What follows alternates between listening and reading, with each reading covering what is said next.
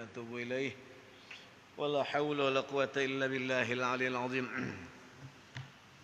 اللهم صل على سيدنا محمد حضرة النبي صلى الله عليه وسلم وعلى آله وصحبه الكرام وإلى أرواح جميع صحابة القرابة الكرام والأولياء والشهداء والصالحين صلى الله عليه وسلم القدر الجليل سيدنا محمد شيخنا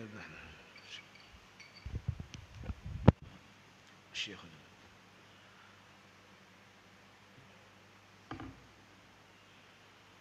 إذا غشم رمى المغفرة ويعلي درجة بالجنة ويعد علينا وعلى أهلنا بركاتهم وأسرارهم وسترهم وكرامتهم وعلومهم ونفعتهم على هدينيه وعلى من نبي صلى الله عليه وسلم حضرة النبي. الفاتحة. أعوذ بالله من الشيطان.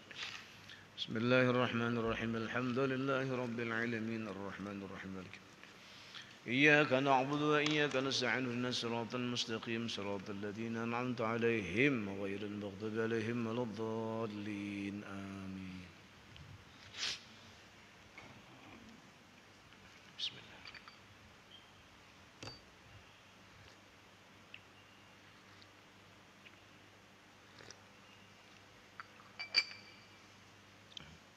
Assalamualaikum warahmatullahi wabarakatuh.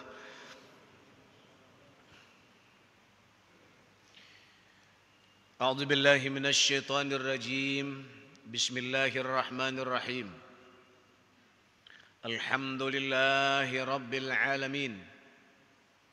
Iyyahu na'budu wa iyyahu nasta'in. Asyhadu an la ilaha illallah wahdah wa asyhadu anna sayyidana Muhammadan abduhu wa rasuluh nabiyul huda war rahmah. Allahumma salli wa sallim wa barik ala sayyidina wa habibina wa syafi'ina wa imamina wa qudwatina wa muallimina wa mursyidina Muhammadin sayyidil awwalina wal akhirin wa ala alihi wa ashabihi wa man tabi'ahum bi ihsanin ila yaumiddin. Amma ba'du. Subhanaka la ilma lana illa ma 'allamtana innaka antal alimul hakim. La haula wa la quwwata illa billahil aliyyil azim. Allahumma iftah lana abwabal ilmi wal hikmah wa akhrijna min zulmatil wahmi wa akrimna binuril fahmi waj'al a'malana khalisatan liwajhikal karim. Radhiyallahu anna wa ankum wa an jami'il muslimin. Syukur alhamdulillah, puji dan syukur kepada Allah kita panjatkan. Subuh ini masih kita ditakdirkan oleh Allah masih bisa menghirup udara segar. Masih ada umur dapat melangkahkan batis dan melimbaikan tangan menuju masjid berjamaah. Teriring doa semoga kita datang ke masjid ini salat subuh berjamaah. Kemudian jangan lupa untuk berniat i'tikaf. Nawaitu an a'taqifa fi hadzal masjid sunnatan lillahi ta'ala. Di dalam hati saja aku beriktikaf di masjid ini sunnat karena Allah. Dan duduk bersimpuh untuk bersama-sama menyimak perkataan-perkataan Rasulullah sallallahu alaihi wasallam ataupun ayat-ayat suci Al-Qur'an untuk menambah perbendaharaan ilmu pengetahuan. Karena dengan ilmu hidup jadi terarah, dengan ilmu hidup jadi mudah, dengan ilmu hidup jadi indah. Tanpa ilmu sulit untuk meraih kebahagiaan di dunia ataupun di akhirat. Oleh karena itu kita niat nuntut ilmu, ingin diridai oleh Allah Subhanahu wa taala, dan duduk kita bersama bersimpuh adalah niat bersyukur atas nikmat yang diberikan oleh Allah. Nikmat sehat, nikmat akal, nikmat iman, serta nikmat-nikmat yang lainnya. Dan duduk kita bersimpuh sesaat menggunakan umur adalah ingin mendapatkan ilmu dan sehingga dapat diamalkan. Dan mudah-mudahan apa yang kita lakukan saat ini menjadikan dosa-dosa kita diampuni oleh Allah dan diberi rahmat dan berkah hidup kita, serta dikokohkan iman-iman kita sampai mati tetap di dalam iman husnul khatimah dan dikumpulkan oleh Allah dalam surga bersama Rasulullah, masuk surga Firdaus bigiri hisab. Mudahan dikabulkan oleh Allah Subhanahu wa taala segala hajat dengan berkat bersama-sama berjamaah di masjid ini. Amin ya Allah ya Allah ya Allah ya Rabbal alamin. Salawat dan salam kepada Rasulullah kita persembahkan, keluarga Sidin dan pengikutnya sampai hari kiamat. Para hadirin jamaah salat subuh yang dimuliakan oleh Allah rahimakumullah. Pengajian kita minggu kemarin ada 42 golongan orang-orang yang akan menjadi penghuni api neraka. Yang pertama adalah orang yang beramal ibadah tetapi kada ikhlas. Saya ulangi. 42 golongan orang-orang yang akan menempati api neraka. Dan jangan kita termasuk orang di dalamnya. Nang golongan pertama adalah orang yang beramal, beribadah tetapi tidak ikhlas. Maling masuk neraka, perampok masuk neraka itu wajar. Tapi orang nang beramal, beribadah masuk neraka, kada habis pikir nih. Beramal, beribadah artinya amal baik. Ibadah siapa gerang mengatakan ibadah kada baik? Semua orang pasti mengatakan ibadah itu baik. Tapi dengan ibadah itu dia masuk ke dalam api neraka. Yang mengatakan ini Rasul sendiri. Kalau Rasul yang mengatakan kada diragukan lagi. Kenapa? Oh ternyata penyebabnya dia beramal kada ikhlas. Itu aja penyebabnya, kada ikhlas beramal. Nah maka jangan kita termasuk orang yang pertama ini golongannya.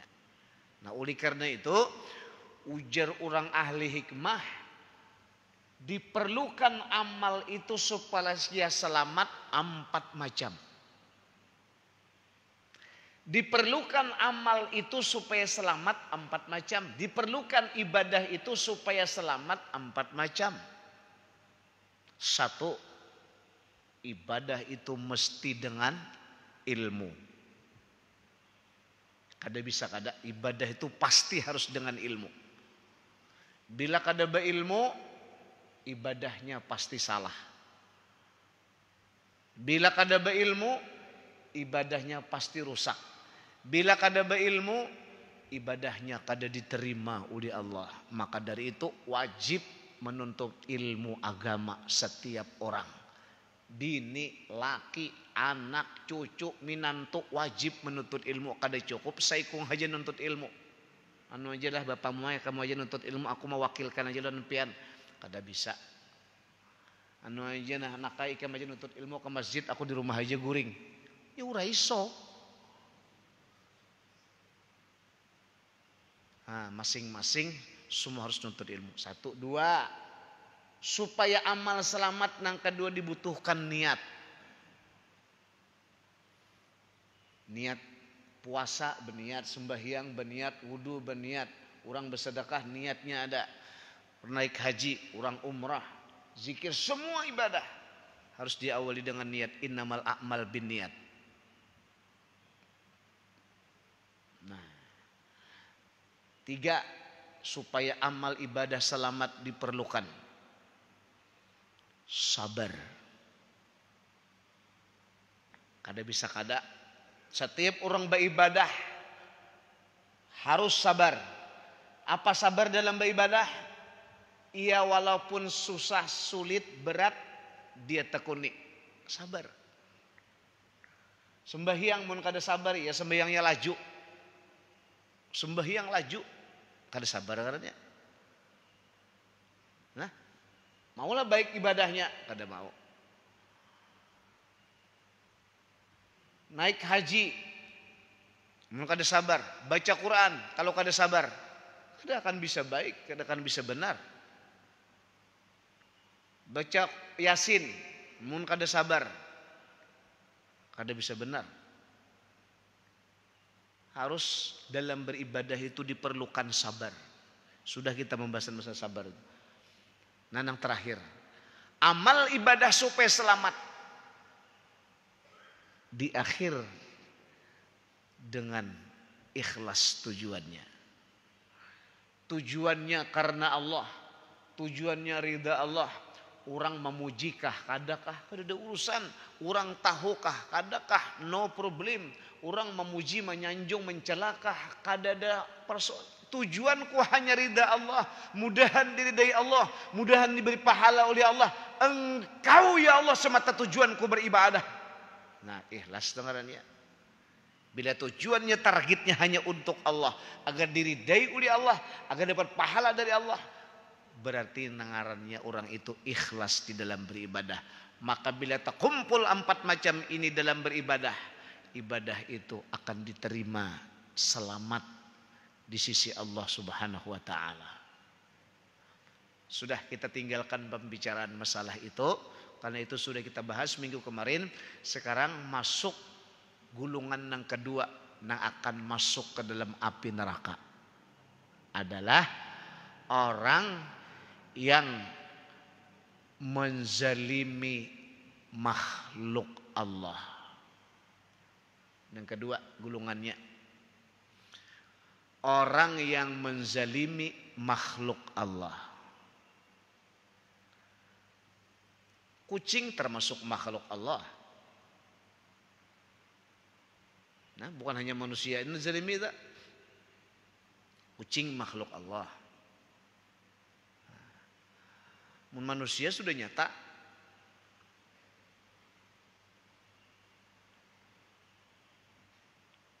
Kayak apa gerang bentuk zalim itu? Sesuatu perilaku nang menyakiti kepada orang, baik nang disakiti badan tubuhnya, jasadnya, atau nang disakiti perasaannya, namanya zalim. Menyakiti batang tubuh orang, baik dengan cara dipukul. Kucing makan iwak panggang, ambil sesapu, takup di kepalanya. Kucing dipukul, zalim kepada kucing. Ujar kucing, tunggu kayaknya pembalasanku nih. Akan menuntutnya karena pak zalim lawan kucing. Kenapa kucing disalahkan makan ikan, seorang sama anak iwak sembarangan. Nah, zalim lawan kucing,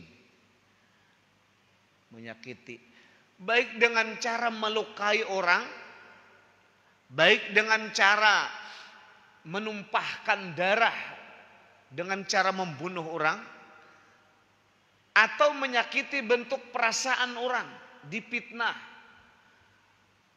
menyakiti bentuk perasaan orang, digosip, keburukannya, aibnya dikisahkan ke sana kemari, keburukannya dihabarkan kemana-mana, menyakiti perasaan orang. Atau dengan cara disinggung-singgung, kata-kata yang membuat hati orang menjadi tertusuk perasaan. Akibat kata-katanya kada pernah dipertimbangkan. Oh kira-kira mun kau ucap kayak ini orang tersinggung kada, mun kira-kira aku berbicara nak ini orang sakit hati kada. Kada pernah dengan ucapan ini menjadi pertimbangan. Makanya setiap kita akan berbicara, pikirkan dahulu kira-kira perkataanku ini membuat orang senangkah atau sakit hatikah. Lamun membuat orang sakit hati, stop, jangan diuntarkan, jangan diucapkan kata-kata itu. Zalim. Atau nang dizalimi harta orang, tubuh orang nang dizalimi, dipukul, tumpahkan darah. Hati orang dizalimi, disakiti, dipitnah, dimaki, dihina dan seterusnya. Atau nang dizalimi harta orang, ditipu kah orang, atau dicuri kah harta orang, atau dikorupsi kah? Zalim dengan harta orang. Nah, apabila kita melakukan perbuatan zalim, Nabi bersabda. Nah, ujar Nabi, qala Rasulullah sallallahu alaihi wasallam, atadaruna minal muflis? Qalu al muflis fina man la dirhamalahu wala mata. Wahai para kawan-kawanku semua, sahabat yang kucintai, tahukah kalian siapakah orang yang bangkrut itu? Siapakah orang yang rugi itu? Sahabat menjawab, ya Rasulullah, orang yang bangkrut, orang yang rugi adalah orang yang tidak lagi memiliki dinar, dirham, dan tidak memiliki kekayaan. Habis harta bendanya terpuruk. Itu ya Rasulullah orang yang bangkrut. Faqala innal muflis min ummati man ya'ti yaumal qiyamah bis salatin wa siyamin wa zakatin. Bukan itu ujar Nabi. Tetapi orang yang bangkrut itu adalah orang nang kelak nanti di hari kiamat mereka datang menghadap Tuhan membawa pahala puasa, mereka datang membawa pahala sembahyang, mereka datang menghadap Tuhan membawa pahala zakat. Banyak pengibadahnya, komplit sembahyang nang fardu nang sunat, zakat, sedekah. Cuma sayang, ibadah yang banyak ia lakukan, wasyatama hadza wa qadzafa hadza wa qalamala hadza. Dia ketika hidup ujar Nabi, syatama hadza, dia pernah mencerca, memaki, menghina kepada orang. Dia pernah menggosip orang. Wa qadzafa hadza, dan dia pernah menuduh orang, memfitnah. Wa akala mali hadza, wa akala mala hadza, dan dia pernah mengambil harta orang. Wa sapak dama hadza, dan dia pernah menumpahkan darah orang. Wa daraba hadza, dia pernah memukul orang. Fayu'ti hadza min hasanatihi wa hadza min hasanatihi. Akibat perbuatan zalim yang dilakukan kepada orang lain, memukul orang, mencaci orang, mengambil hak harta orang lain, dan perbuatan zalim lainnya, maka dengan pahala sembahyang dikasihkan kepada orang yang pernah ia zalimi. Dengan pahala puasa dikasihkan pahala puasa kepada orang yang pernah ia sakiti.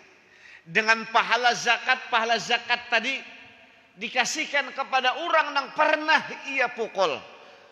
Dengan pahala ibadah itu diberikan kepada orang yang pernah ia aniaya. Akibatnya fa'in paniyat hasanatuhu, habislah ujar Nabi pahala sembahyang kada ada lagi beisi. Pahala puasa kada lagi inya punyai. Pahala zakat pun juga sudah habis. Pahala zikir habis. Pahala haji habis. Kenapa? Diberikan kepada orang yang pernah ia zalimi. Kada ada lagi beisi amal ibadah. Fa'in paniyat hasanatuhu qabla ayyuqdama alaihi ukhidha min khatayahu. Terpaksa dosa orang, karena masih ada orang yang menuntut, masih ada orang yang menuntut kepadanya. Ya Allah ya Rabbi, orang ini ketika hidup dengan aku bertetangga, dia pernah menyakiti hatiku, dia berkata sembarangan sehingga aku membuat sakit hati, aku tersinggung dengan kata-katanya. Hendak diberikan pahala sembahyang, sudah tidak ada lagi. Hendak diberikan pahala zakat, zakat sudah habis pahalanya. Hendak diberikan pahala puasa sudah tidak ada lagi. Terpaksa dosa orang ditimpakan, dipikulkan kepadanya. Padahal lagi hidup ini orangnya hebat ibadah. Zikir aja luar biasa, zikir ma'andu-andu 7 tasbih hancur. Sembahyang aja, kalau sembahyang sampai dahinya hangit, hirang dahinya. Sajadah 5 rabit. Hebat bener deh. Cuma habis ibadahnya diambil diserahkan ke orang. Terpaksa dosa orang dipikulkan kepadanya. Pahala kadada, maka masih banyak orang yang menuntut. Kawan sepekerjaan, kawan bahari, tetangga, masih banyak orang yang menuntut atas perbuatan zalimnya. Maka dosa-dosa orang itu dipikulkan kepadanya. Karena sudah kada ada lagi beisi ibadah, kada punya lagi amal pahala, nang anda dipikulnya adalah dosa, maka ujar Nabi patorihat alaihi summa toriha pinnar, maka tidak ada pilihan lain. Orang ini akhirnya dicampakkanlah, ia dilimpar ke dalam api neraka. Padahal ahli ibadah lagi hidup.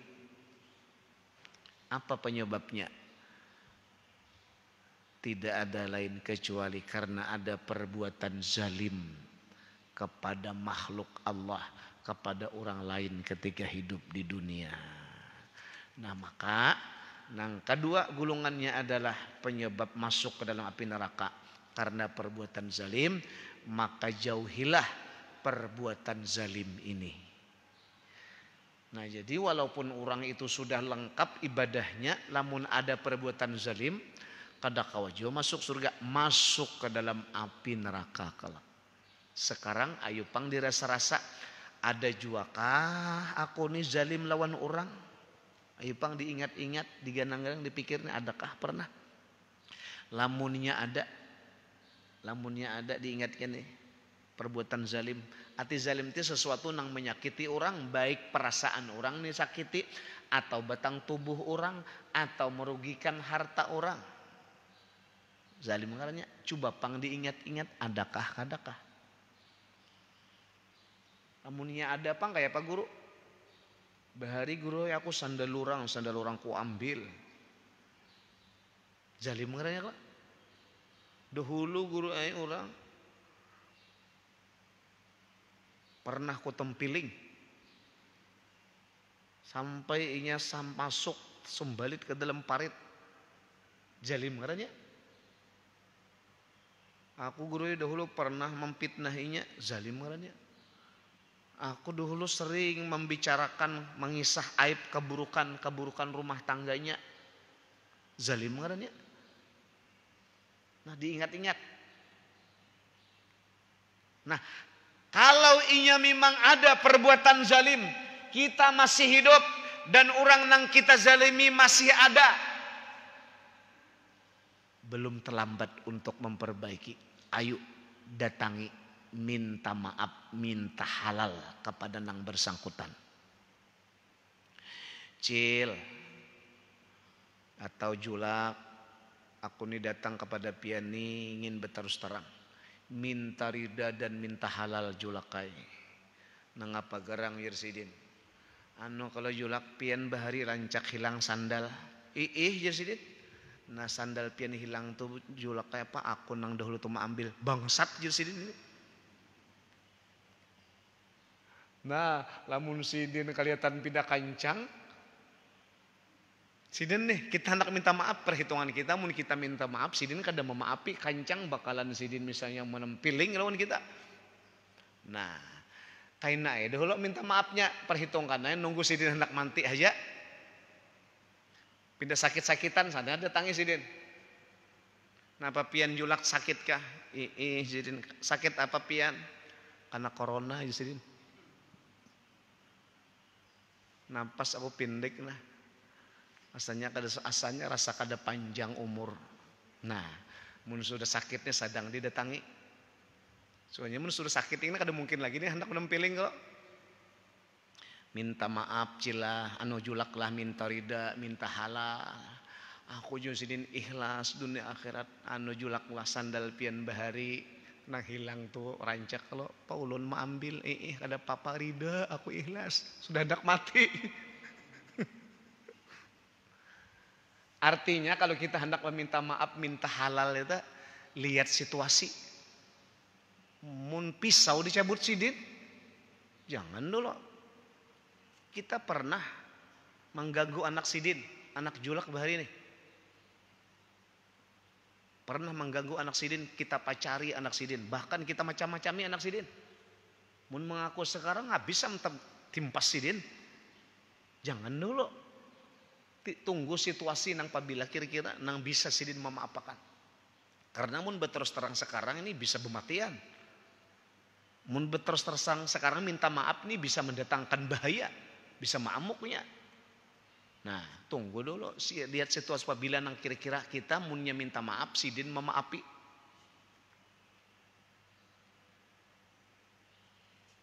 Bahari mengganggu bini orang. Mun berterus terang sekarang kita misalnya minta maaf lawan lakinya, bisa bematian kok, mengganggu ini pang kita mengganggu bini ko rancak nih. Tunggu ikan. Nah, jangan juga. Lihat situasinya nang pabila jangan sampai terjadi perbuatan nang membuat kita binasa. Tunggu situasinya nang memungkinkan.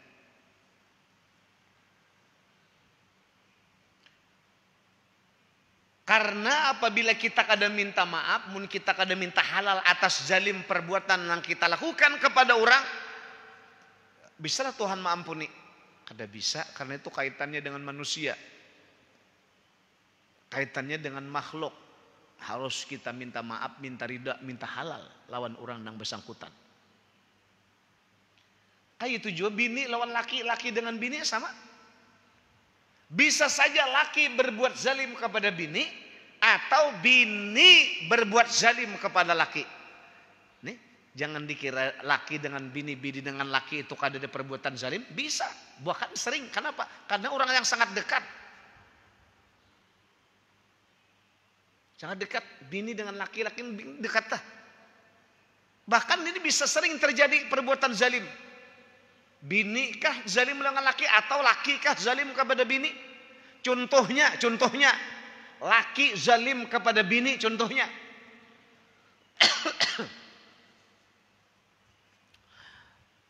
Nang laki hari-hari makan enak. Karena nang laki kada di rumah. Mungkin di manakah di perjalanan selalu nang laki makan daging, ayam di restoran, di warung makan dengan enak makan. Tapi bini di rumah. Bini di rumah.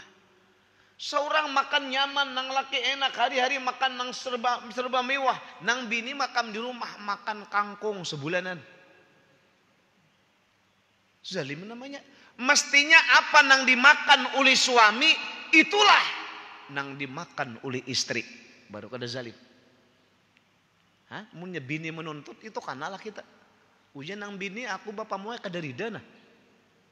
Kada kau masuk surga laki kita. Kenapa? Zalim dengan bini. Di mana zalimnya? Karena suami makan nang enak sementara istrinya makannya sembarangan. Makan kangkung aja nya. Mestinya tak apa nang dimakan oleh suaminya itulah nang dimakan oleh bininya. Jadi kalau laki itu makan di warung, singgah di warung. Nah, ditelepon tuh bininya. Hendak makan anukah? Hendak makan anukah? Ditelepon. Ujian nang bini kada usah gin, aku kada hendak. Nah, kada apa-apa eta. Itu ngarannya ridha dan ikhlas saja bininya. Ujian nang bini kada, aku kada. Kayak itu tak.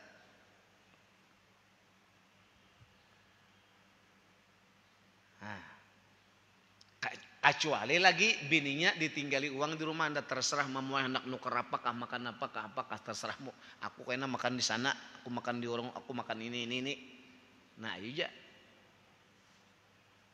Dengan kata lain, jangan sampai nang laki itu hendak nyaman seorangan aja. Hendak enak sendiri tanpa mempertimbangkan dan memikirkan biniku nang di rumahnya makan apa. Kadang-kadang kada terpikirkan itu. Ngan lupang guru aja kalau lakiku ternyata kalau aku nikah pas diundang orang ke acara undangan keseruan keselamatan kah orang selamat tuh macam-macam makanan enak. Nah itu untung nang laki ngaranca. Diundang orang Bang. Nah laki kada nang bini kada kau kada mungkin ikut misalnya, itu untung rezeki nang laki. Atau sebaliknya zalim istri kepada suami. Itu kan laki tadi zalim. Ini zalim istri kepada suami. Bisa juga bini zalim dengan suami? Oh bisa.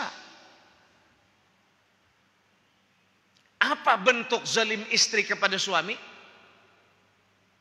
Bentuknya nih. Dan ini bisa menghambat, bisa menghalang istri untuk masuk juga ke dalam surga. Dan bisa terlimpar ke dalam neraka apabila istri juga zalim kepada suami. Contohnya kayak apa? Contohnya zalim istri kepada suami.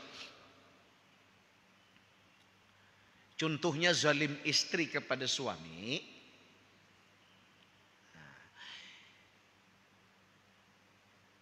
Ujar nang laki, uang belanja masih adakah?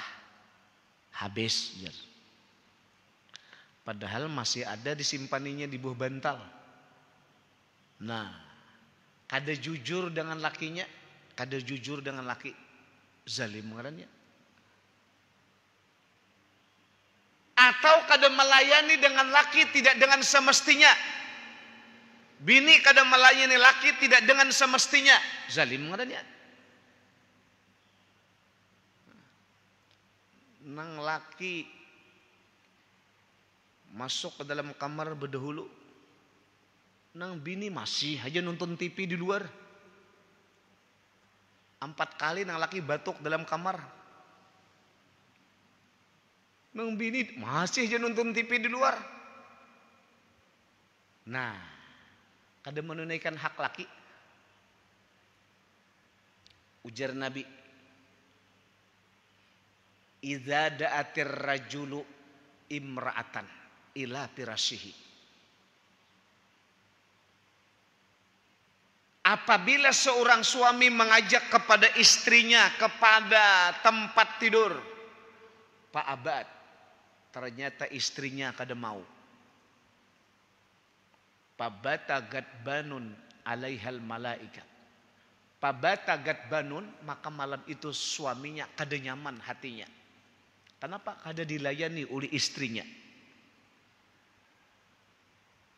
Kada dilayani oleh istrinya. La'anat hal malaika hatta yusbiha, maka mengutuk oleh malaikat sampai ke subuh, dikutuk, dilaknat oleh malaikat kepada si bini itu. Kenapa? Karena ia berbuat zalim kepada suaminya. Di mana zalimnya? Kada melayani kepada suaminya. Kecuali memang istrinya ada uzur, istrinya sakit misalnya, nang laki ini pulang kada pengertian, sudah tahu bini sakit masih aja juga anak dipaksa-paksa. Nah itu ngarannya nang laki nang salah. Atau nang bini memang uzur, halangan mungkin karena haid misalnya, nang laki kada tahu, kada mau tahu, ujian laki aku kada mau tahu haid kah kada haid kah. Ini laki kada belampu ngarannya. Siapa mendatangi bini, siapa menggauli istri dalam keadaan haid, juga dilaknat oleh Allah Subhanahu wa taala suami itu. Jadilah punya bini halangan ditatahani ya. Nah, sebaliknya kalau memang bini itu tanpa ada halangan, sakit kada, uzur kada, maka wajiblah ia melayani suaminya, sekalipun kata Nabi ia berada di atas tunggangan unta, sekalipun istrinya juga berada sedang di dapur memasak. Kalau ia memang dihajatkan oleh suami, datangi. Kayak Pak Guru, kompornya masih matikan kompornya. Zalim. Jadi zalim itu bisa kepada orang dekat kita sendiri, atau zalim kita kepada anak bisa. Kita sering mendengar anak durhaka kepada orang tua. Kamu jangan sampai durhaka kepada orang tua. Kamu jangan sampai berani kepada orang tua. Kamu jangan sampai berbuat kada baik kepada orang tua. Tapi berapa banyak juga orang tua nang berbuat zalim kepada anak, tapi kada diperhatikan. Zalim orang tua kepada anak. Seperti apa orang tua zalim kepada anak? orang tua yang zalim kepada anak, orang tua nang kada menunaikan haknya sebagai orang tua, yakni orang tua kada mendidik kepada anaknya, malah mendidik nang kada baik. Mendidik yo pang, tapi mendidik nang kada baik dengan anak. Banyak orang tua nang kada sadar mendidik anak nang kada baik. Ayo nak lah kasih sembahyang nih, maghrib sudah. Sudah mama kada sembahyang. Ada nak itu mamanya, mama dari anak. Nak lah kasih sembahyang. Ini maghrib sudah mama kada sembahyang. Jangan anak, mama aja kada sembahyang. Menyuruh anak tapi seorang kada sembahyang. Ada mendidik ngarannya tak?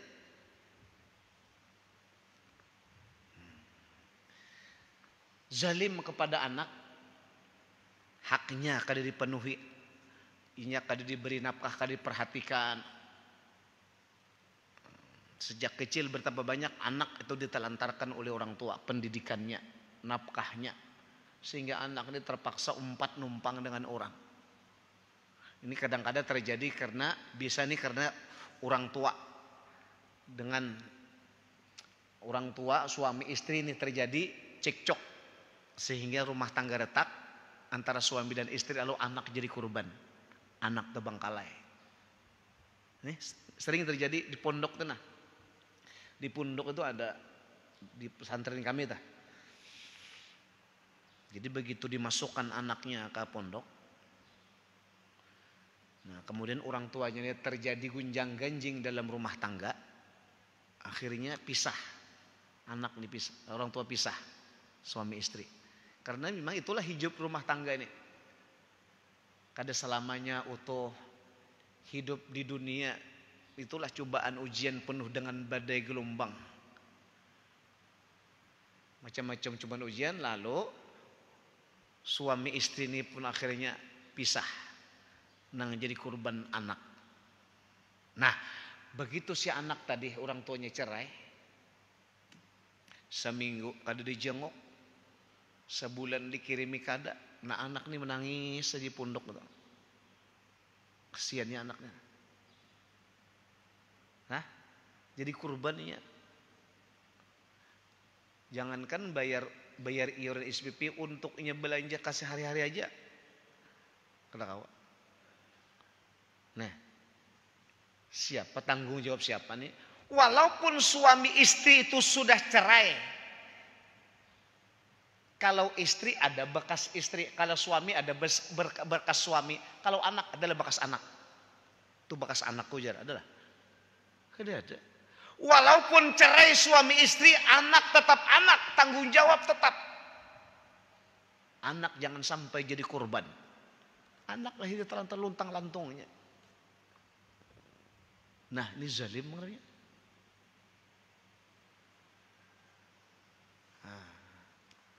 Awas, anak nanti akan menuntut juga di akhirat. Awas, anak akan menuntut di akhirat. Orang tua akan dilimpar ke dalam api neraka karena perbuatan zalim kepada anak. Jadi banyak gara-gara anak orang tua masuk neraka, banyak. Banyak juga gara-gara suami perempuan istri itu masuk neraka, banyak. Akibatnya zalim itulah perbuatan. Maka dari itu sebelum terlambat, masih kita hidup, usahakan jangan sampai kezaliman ini tabu mati. Minta maaflah, minta ampunlah, minta ridho dan halal kepada orang yang pernah kita makanya tadi diingat-ingat di mana aku ada perbuatan zalim lawan siapa, pernah lamunnya ada, ayo cepati minta maaf, minta halal sebelum terjadinya pembalasan di hadapan Allah Subhanahu wa taala. Masih ada, bisa diselesaikan. Di sinilah perlunya bini minta maaf kepada laki, hendak guring, ujar nang laki minta maaf lah, aku punya ada salah, ujar nang bini aku ridha dan ikhlas. Ikhlas sajakah? Ikhlas. Ridha kalah? Ridha. Ujar nang bini, aku jangan laki mohon maaf nah jujur berterus terang. Ujar nang bini jo aku minta ridha dan minta maaf selama ini ada kurang baik pelayanan, selama ini ada nang kurang bagus, menurut pandangan pian minta ridha, ujar nang laki ridha dan ikhlas dunia akhirat. Selesai, di akhirat kada bertuntut-tuntutan lagi. Lawan orang pun kayak itu juga. Ujar Nabi, apabila dua orang Islam, dua orang Muslim itu berjumpa, yusafihani, ma min muslimin yaltaqiyan yusafihani. Bila bertemu dua orang Islam, kemudian dia berjabat tangan. Jadi berjabat tangan ini sunnah Nabi. Berjabat tangan. Cuma karena musim corona, laluin aja. Padahal berjabat tangan, Nabi bersabda, man zanna lahu khairan fakana khairan lah. Siapa menyangka yang baik, siapa yang menyangka sangkaannya baik, maka dia akan mendapatkan sesuai sangkaan, pastilah baik.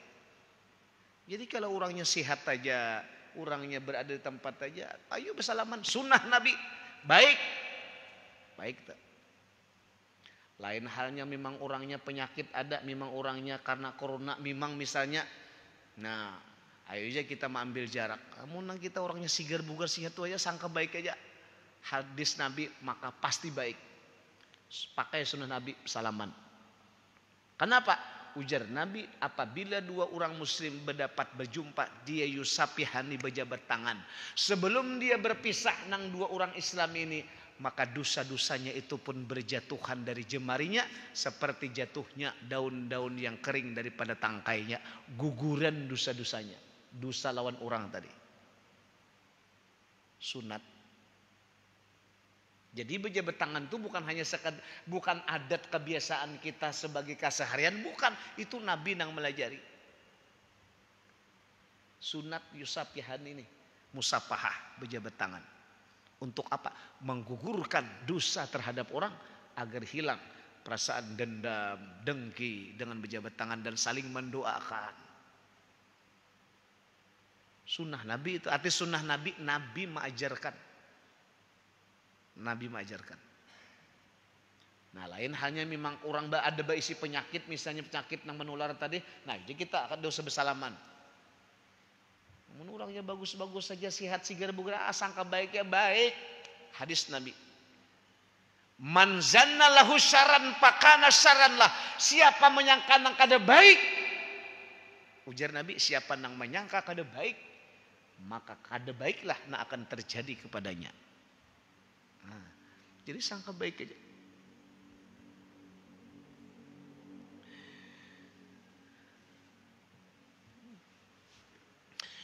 Nah, Nabi bersabda, ittaqu zulma fa innahu zulmatun yaumal qiyamah. Jauhilah, hindarilah perbuatan zalim sedapat mungkin kepada siapapun, karena kezaliman itu merupakan kegelapan azab siksa di hari kiamat. Jauhi, hindari, jangan sampai terjadi. Apapun bentuk kezaliman, hindari. Kalau ingin kita selamat dari gulungan yang kedua, yang akan dimasukkan ke dalam api neraka ialah orang zalim, maka hindari perbuatan zalim ini. Yang terakhir, menzalim harta orang, ialah mengambil dengan cara nang kada baik, nang kada benar harta orang. Terakhir, saya akhiri dengan kisah Nabi Isa. Nabi Isa berjalan-jalan di suatu tempat, liwat di sebuah pakuburan. Ketika liwat di pakuburan, mendengar suara jeritan rintihan di sebuah pakuburan. Nabi Isa pun memperjelas suara dari mana. Oh jelas, ini pakuburannya, ini kuburnya yang menjerit, ini orang dalam kubur disiksa nih. Berdua, Nabi Isa pun munajat, ya Allah, ya Rabbi, mohon kiranya kau bangkitkan orang yang menjerit ini. Kau bangkitkan, ya kau hidupkan ya Allah. Di antara kelebihan Nabi Isa, mampu menghidupkan orang yang sudah mati. Kabul doa Nabi Isa, bangkit keluar orang yang menjerit yang dalam kubur tadi, hidup, bangun. Ditanya oleh Nabi Isa, ujar Nabi Isa, engkaukah nang menyarik berteriak dalam pakuburan tadi? Ujarnya, iya, akulah orangnya nang menjerit. merintih. Apa penyebabnya Nabi Isa? Dia menjawab, pada ketika aku meninggal dunia dan dikuburkan, sejak aku dikuburkan sampai saat sekarang ini, aku dikubur itu dijepit oleh liang lahat, dihimpit aku dalam kubur. Sekujur tubuh dijepit, dihimpit, ramuk sekujur tubuh. Kada usah kita membayangkan sekujur tubuh, tangan aja nah. Kita megang pintu, tak kapit, terjepit oleh pintu. Apa rasanya? Itu baru pintu, hanya jari aja terkapit, pecah kuku misalnya. Wah, nah menggetar kita. Itu baru kuku. Ini kayak apa di liang lahat itu, menghimpit liang lahat itu hancur, ujar Nabi. Rusuk nang kanan, tulangnya kasap pindah ke kiri, tulang rusuk nang kiri pindah ke kanan. Dijepit oleh pakuburan. Dan setiap orang, siapa saja termasuk pian-pian semuanya kan ini, setiap orang meninggal dunia maka manakala dikuburkan, pada ketika dikuburkan, kubur itu akan menjepit setiap orang. Pian-pian kena ketika mati akan merasakan jepitan kuburan. Kalau kada percaya coba aja kena.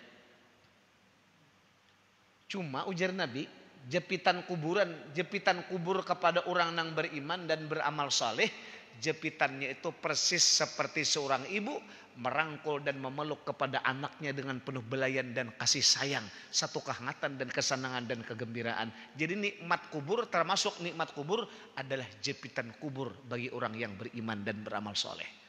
Bukan sesuatu yang menyakitkan, tetapi kenikmatan dan keindahan. Tapi bagi orang yang kada beriman dan bagi orang yang kada beramal soleh, jepitan kubur itu tadi ramuk.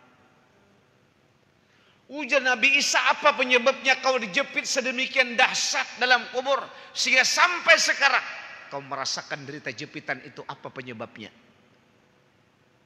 Dia menjawab, ujarnya, aku ketika hidup menjadi kuli bangunan.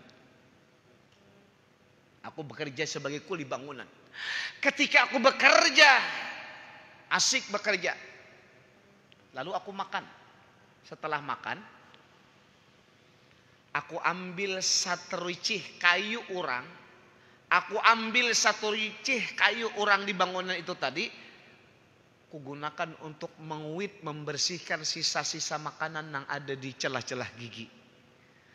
Akibat aku mengambil kayu orang sericih untuk membersihkan gigi, lupa aku minta halal.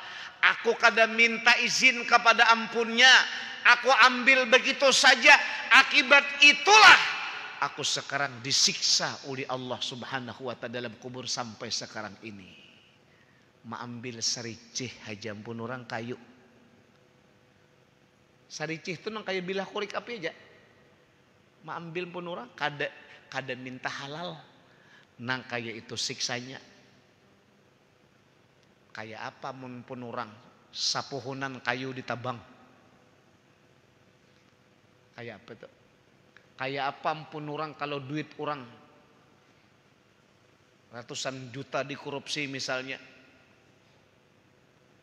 sedikit aja mengambil harta orang, kayak itu dahsyat siksanya. Makanya siksa dalam Quran, azaban paukal azab, siksa itu di atas, siksa di atas daripada siksa, derita dan sesar sangat dahsyat dan berat. Paling ringan siksa, paling ringan azab, belum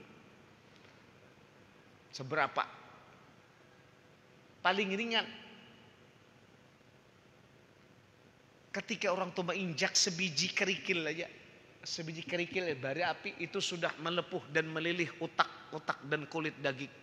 Itu paling ringan. Belum seberapa itu. Kayak apa kalau dibuat ke dalam api yang menyala berkobar. Nah makanya tidak ada jalan lagi hidup inilah untuk menyelamatkan diri, membebaskan diri, menjauhkan diri. Jangan kita termasuk orang nang dimasukkan ke dalam api neraka. Caranya, hindarilah perbuatan zalim. Kalau pernah berbuat zalim, belum terlambat masih hidup, maka kita minta maaf, minta ampun, datangi orang yang bersangkutan. Ada betakun, kayak apa guru kalau kita hendak minta maaf, minta halal, orangnya sudah mati, orangnya sudah kada ada lagi. Kalau orangnya sudah kada ada lagi, kita cari-cari kada tahu di mana kabar beritanya, matikah hidupkah? Maka caranya kita mintakan ampun, selalu doa mintakan ampun untuk orang yang pernah kita zalimi. Kita doakan inya, ya Allah ampuni si anu. Maka dari itu itulah gunanya doa muslimin muslim. Allahumma ighfir lil muslimin wal muslimin muslimat itu siapakah? Orang yang kita zalimi, orang kita zahati. Dengan doa, ya Allah, Allahumma ighfir lil muslimin wal muslimat wal mu'minin wal mu'minat al ahya'i minhumul amwat. Ampuni ya Allah muslimin muslimat termasuk nang kami aku zalimi. Al ahya'i minhum hidup amang mati kayaknya. Ampuni ya Allah. Sering-sering mendoakan keampunan untuknya. Supaya apa? Dengan harapan supaya di akhiratnya kada menuntut, dan supaya kita jangan dengan sebab zalim kepada orang itu, kita jangan sampai dilimparkan ke dalam api neraka dengan mendoakan keampunan kepada orang. Nah, itu gunanya mendoakan orang lain dengan doa keampunan. Mudah-mudahan Allah Subhanahu wa taala menghindarkan kita semua daripada perbuatan zalim. Kepada siapapun kezaliman pasti akan dituntut oleh Allah Subhanahu wa taala, dan kita jangan sampai terjadi yang demikian. Minta halal minta ridhalah kepada orang yang bersangkutan. Mudah-mudahan Allah Subhanahu wa taala menyelamatkan kita semua dari azab dan siksanya, dan ditakdirkan kita termasuk orang-orang yang menjadi penghuni surga. La ilaha illallah, la ilaha illallah, la ilaha illallah, Muhammadur Rasulullah. La ilaha La ilaha illallah, Muhammadur Rasulullah. Alaihi salatullah. Biha yasbutul iman, biha yasulul aman. Kanzuk ayuhal insan. La ilaha illallah, la ilaha La ilaha illallah, Muhammadur Rasulullah. Alaihi salatullah. Lazimuha ya ikhwan, nawiru bihal jinan. Inna miftahal jinan. La ilaha illallah, la illallah, la. Ya Allah, tidak ada Tuhan hanya Engkau ya Allah. Bimbing kami ke jalan yang benar, jalan yang menyelamatkan kami. Dawimuha bil ashar wal ashi wal ibkar.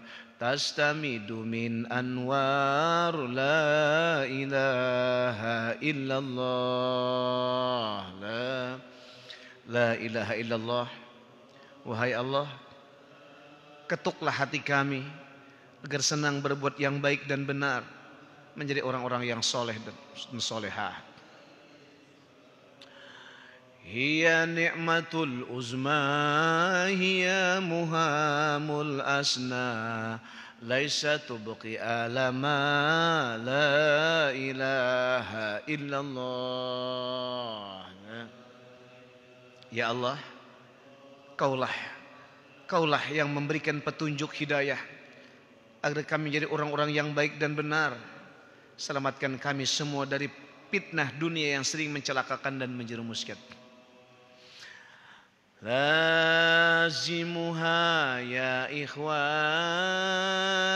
nawiru bihal jinan. Inna miftahal jinan. La ilaha illallah, la. Wahai Allah, jadikan kalimat la ilaha illallah pengukuh iman, penghapus dosa, penentram jiwa, penyejuk batin. Khairul khalqi indallah, sahibul izzi wal jah, khatimu rasulillah, Muhammadur Rasulullah. Wahai Allah, jadikanlah kami orang-orang yang aman, selamat dari azab siksa-Mu. Istiqamahkan dalam kebaikan dan kebenaran. Ya Allah, ya Arhamar Rahimin. Ya Arhamar Rahimin, Ya Arhamar Rahimin, Ya Arhamar Rahimin, farij 'alal muslimin.